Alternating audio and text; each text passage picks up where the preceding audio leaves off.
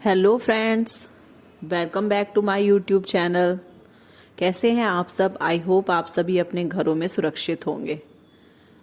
तो हम लोग बात कर रहे थे वर्ग संघर्ष के सिद्धांत की। तो वर्ग संघर्ष के सिद्धांत क्या होता है ये मैंने आप लोग को अपने पिछले वीडियोस में बता चुकी हूँ। तो वर्ग संघर्ष के सिद्धांत में मैंने आप लोग को बताया था कि मार्क्सवादी विचारधारा का यह प्रमुख तत्व है।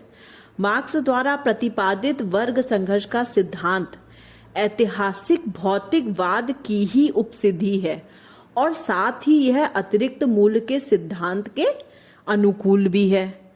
अब जो मैंने आप लोगों को ये लाइन बताई थी कि मार्क्स द्वारा प्रतिपादित वर्ग संघर्ष का सिद्धांत ऐतिहासिक भौतिकवाद की ही उपसिद्धि है, तो आपका क्वेश्चन होगा कि आखिर ये ऐतिहासिक भौतिकवाद क्या है।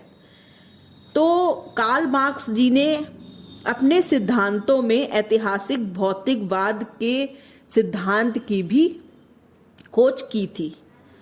अब ऐतिहासिक भौतिकवाद जो है उसमें कार्ल मार्क्स ने अपनी अध्ययन पद्धति में इतिहास का प्रयोग एक विशिष्ट प्रकार से किया है, जिसे सामान्यतः इतिहास की भौतिकवादी धारणा अथवा ऐतिहासिक भौतिकवाद ही कहा जाता है।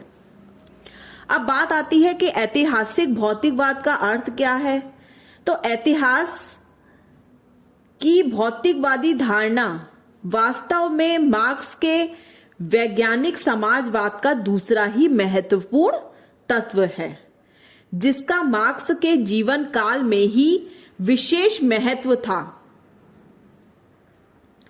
क्योंकि उस समय इतिहास को आदर्शवादी दृष्टिकोण से देखा जाता था।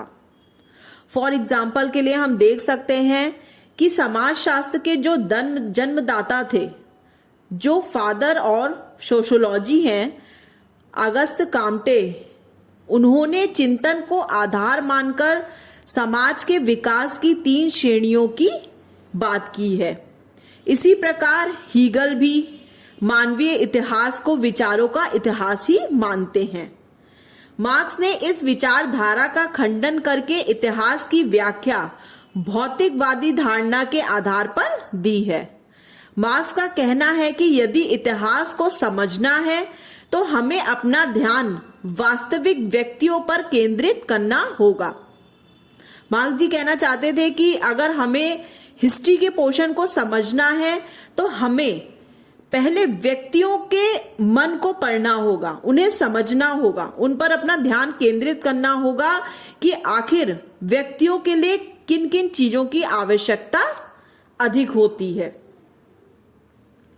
व्यक्तियों को समझने के लिए यह जानना आवश्यक है कि वे वास्तव में कैसे रहते हैं तथा रहने के लिए किन आवश्यकताओं को पूरा किया जाना अनिवार्य होता है। व्यक्ति प्रकृति से अपने आप को संबंधित करके तथा प्रकृति को पुनः निर्माण करके अपनी आवश्यकताओं को पूरा करके जीवित रहता है। प्रजनन के लिए व्यक्ति को अन्य व्यक्तियों पर आश्रित होना पड़ता है। मार्क्स के अनुसार वास्तविक व्यक्ति को ही इन दोहरे संबंधों द्वारा समझा जाना चाहिए।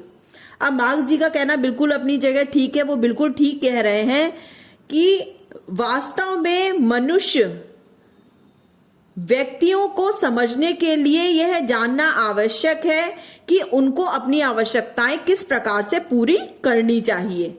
वो प्रकृति से अपने आप को संबंधित करके प्रकृति के पुनः निर्माण में अपना योगदान देते हैं। मार्क्स के अनुसार व्यक्ति प्रकृति से जो भी उत्पन्न कर पाएगा वह इस बात पर निर्भर करता है कि उस विशेष युग में उसके पास कौन कौन से साधन हैं। दूसरे शब्दों में यह कहा जा सकता है कि उत्पादन के साधन उत्पादन की विधियां निर्धारित करते हैं। उत्पादन की विधियां यह निर्धारित करती हैं कि व्यक्ति अन्य व्यक्तियों के साथ अपने आप को कैसे संबंधित करता है। संतान उत्पत्ति तथा जनसंख्या में वृद्धि के परिणाम स्वरूप आवश्यकताओं में वृद्धि होती है जिस प्रकार से मान लीजिए कि आप अपने घर में रह रहे हैं, आपके घर में खाली आप हैं, आपके माता पिता हैं, धीरे धीरे करके जैसे आपके फैमिली के मेंबर्स बढ़ेंगे उसी के अनुसार आपके जीवन में आपकी आवश्यकताएं भी बढ़ती चली जाएंगी तथा प्रकृति से उत्पादन भी बढ़ जाता है। जिस प्रकार फैमिली के मेंबर्स बढ़ते हैं उसी प्रकार फैमिली के मेंबर्स की जो जरूरतें होती हैं, नीड्स होती हैं, वो भी धीरे धीरे करके बढ़ती चली जाती हैं।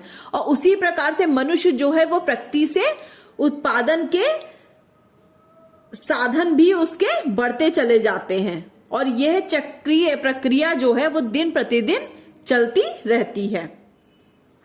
अब मार्क्स जी ने अपने इतिहास की भौतिकवादी धारणा में समस्त मानवीय इतिहास की निम्नलिखित दो आधारभूत बातों का उल्लेख करते हुए कहा है कि जीवित रहने के लिए साधन, अब जीवित रहने के लिए हमें साधन कैसे चाहिए? भोजन हो गया, कपड़ा हो गया, मकान हो गया, उनका उत्पादन होना अनिवार्य होता है।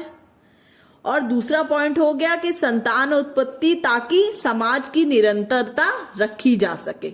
धीरे धीरे करके दिन प्रतिदिन जैसे समाज हमारा बढ़ता चला जाएगा उसी प्रकार से समाज की निरंतरता में भी वृद्धि होती चली जाएगी।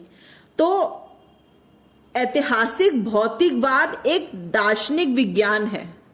ये मार्क्स जी ने बताया है कि ऐतिहासिक भौतिकवाद एक दार्शनिक विज्ञान है जिसका संबंध जीवन के सार्वभौमिक नियमों से भिन्न सामाजिक विकास के विशिष्ट नियमों से है। अब मार्क्स जी कहना चाहते हैं कि जो ऐतिहासिक भौतिकवाद है वो एक दार्शनिक विज्ञान है क्योंकि उसका संबंध जो है वो मनुष्य के जीवन के सार्वभौमिक नियम, जो उसके दिन प्रतिदिन करने वाले कार्य हैं, जो उसके उत्पादन के साधन हैं, जिन जिन चीजों की उसे आवश्यकताएं पड़ती हैं, उसी के अकॉर्डिंग जो है वो सामाजिक विकास जो है वो दिन प्रतिदिन होता चला जाता है। अब ऐतिहासिक भौतिकवाद के नियम प्रकृति में कार्य नहीं करते अपितु समाज में ही करते हैं क्योंकि समाज को व्यक्तियों से पृथक नहीं किया जा सकता। सामाजिक नियम तो मानव क्रियाओं के अध्ययन के द्वारा ही समझे जा सकते हैं। अब समाज के द्वारा जो भी बनाए गए नियम हैं वो समाज के अंतर्गत ही आते हैं, उनका प्रकृति से कोई लेना देना नहीं है।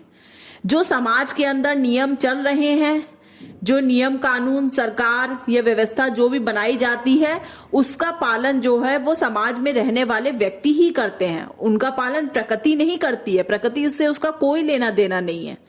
प्रकृति तो अपने चलाए गए नियमानुसार चलती है और प्रकृति के चलाए गए नियमों के अनुसार मनुष्य तो चलता है, लेकिन मनुष्य के चलाए गए नियमों के अनुसार प्रकृति नहीं चलेगी। प्रकृति का यही नियम है फॉर एग्जाम्पल के लिए कि सुबह के टाइम सूर्योदय होता है, रात में चंद्रमा निकलता है, ठंडक में हवा चलती है ठंडी, गर्मी में बहुत तेज धूप होती है। तो ये सारी चीजें प्रकृति की करी हुई हैं, ये हमारी आपकी करी हुई नहीं है। इसमें मनुष्य का किसी चीज का कोई लेना देना नहीं है। बस मनुष्य प्रकृति के अनुसार नियमानुसार खुद को ढाल लेता है। अगर बहुत ज्यादा ठंडक है तो आप स्वेटर पहन लेते हैं, बहुत ज्यादा गर्मी है तो आप एसी चला लेते हैं, बहुत ज्यादा बारिश हो रही है तो आप छाते का सहारा लेकर के बाहर निकलते हैं अपने घर से। तो ये सारे जो नियम हैं ये प्रकृति के ही बनाए हुए हैं। प्रकृति ने ही मौसम के अनुसार हम अपने आप को, प्रकृति के मौसम के अनुसार हम अपने आप को ढालते रहते हैं। लेकिन अगर हम ये कहें कि नहीं हम इस समय कंप्यूटर चलाएंगे, इस समय हम टीवी देखेंगे, तो जो हमारे उत्पादन के साधन हैं उसके अकॉर्डिंग हम तो चलेंगे, लेकिन प्रकृति अपना नियम कभी नहीं बदलेगी उस चीज के लिए। तो जो कार्ल मार्क्स जी का ऐतिहासिक भौतिकवाद का सिद्धांत है उसमें उन्होंने यही बताया है कि ऐतिहासिक भौतिकवाद एक दार्शनिक विज्ञान के रूप में सामाजिक विज्ञान के सामान्य पहलुओं, उनके प्रवृत्तियों तथा नियमों पर अपना ध्यान केंद्रित करता है। यह सामाजिक जीवन का सामाजिक चेतना से संबंध भी सामने रखता है तथा ऐतिहासिक भौतिकवाद में प्रत्येक समस्या की व्याख्या इसी सह संबंध के द्वारा